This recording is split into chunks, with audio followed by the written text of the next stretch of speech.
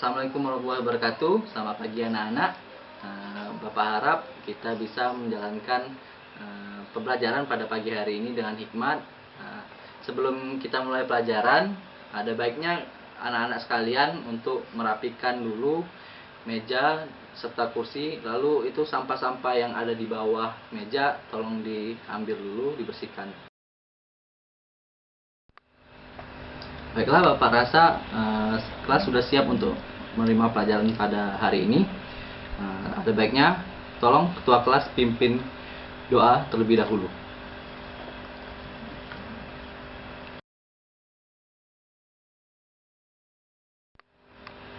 Alhamdulillah, Bapak rasa semuanya sudah siap menerima pelajaran.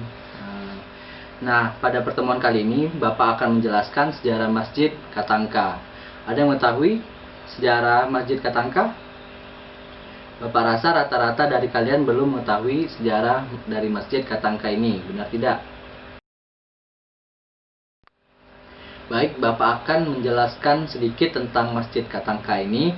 Menurut tradisi lisan yang berkembang dalam masyarakat, kata Katangka berasal dari nama sebuah pohon besar dan keramat.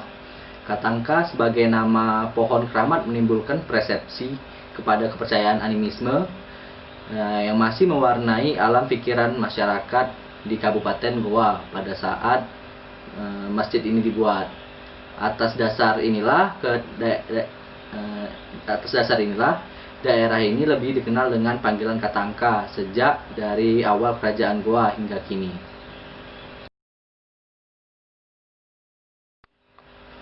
Nah, yang pertama Bapak ingin bertanya terlebih dahulu mengenai pemahaman anak-anak mengenal sejarah Masjid Katangka. Sebelumnya Bapak akan memperlihatkan dulu arsitektur dari miniatur Masjid Katangka ini. Bapak kebetulan sudah bawa miniaturnya di sini, bisa dilihat ada miniatur Masjid Katangka. Di sini bisa kita lihat. Di depan sini kan ada dua jendela. Di samping sini juga ada dua jendela. Di samping sini juga ada dua jendela. Nah, yang artinya di sini punya berjumlah 6 jendela. Nah, ini mengibaratkan dari jumlah dari rukun iman. Masjid Hilal Katangka ini diambil dari nama pohon Katangka. Pohon tersebut dulu tumbuh di sekitar masjid. Kemudian kayunya dijadikan bahan untuk membangun struktur bangunan sebelum masjid direnovasi menjadi bangunan yang memiliki dinding tembok. Uniknya pengaruh gaya arsitekturnya juga dipengaruhi oleh gaya Tiongkok, juga dapat ditemukan pada bangunan masjid ini. Pengaruh gaya arsitektur Tiongkok ini bisa dilihat dari ukiran di tiangnya ini. Ada ukiran seperti ini, bisa dilihat.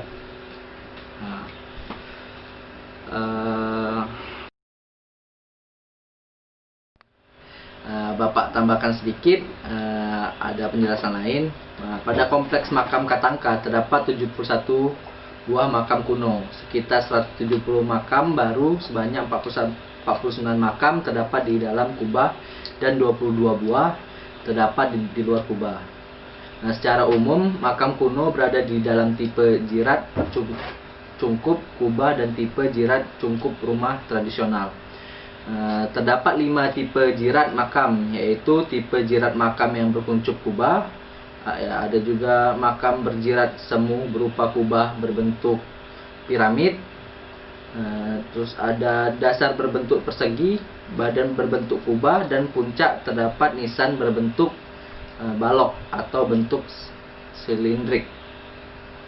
Konstruksi bangunan menyerupai bentuk kubah piramid yang tersusun dari bata yang diplester berlapis kapur.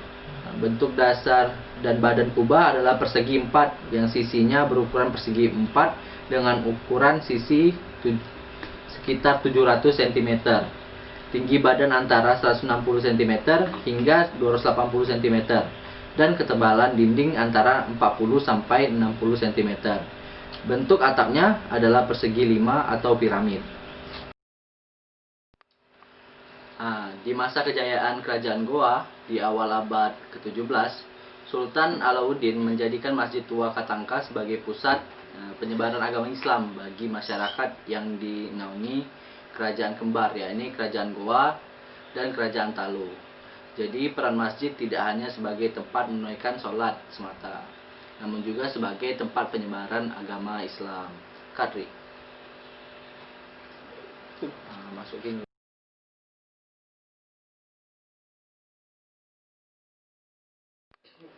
Sedikit lagi Bapak tambahkan, di sekeliling masjid Katangka ini terdapat makam para raja Goa. Tidak jauh dari masjid itu juga terdapat makam Sultan Hasanuddin, tepatnya di kampung Palantikang, serta makam tokoh penyebar Islam Syekh Yusuf Al-Makassari.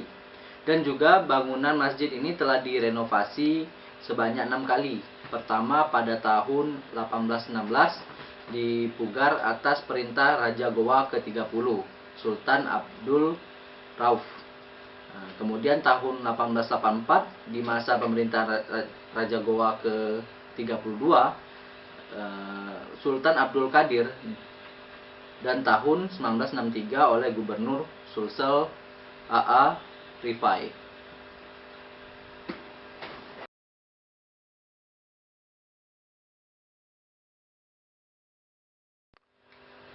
Baik anak-anak sekalian, Bapak rasa cukup pertemuan kita hari ini.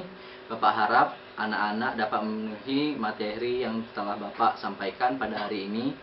Hari ini tidak ada tugas yang Bapak berikan. Bapak akhiri. Wabillahi taufiq wal hidayah. Wassalamualaikum warahmatullahi wabarakatuh.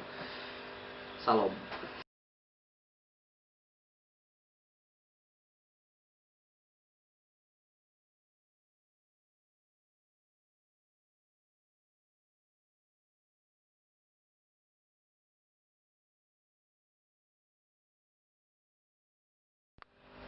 Baik, Bapak akan menjelaskan sedikit tentang Masjid Katangka ini.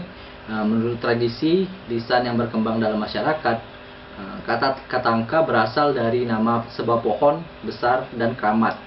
Katangka sebagai nama pohon keramat menimbulkan persepsi kepada kepercayaan animisme yang masih mewarnai alam pikiran masyarakat di Kabupaten Goa pada saat masjid ini dibuat.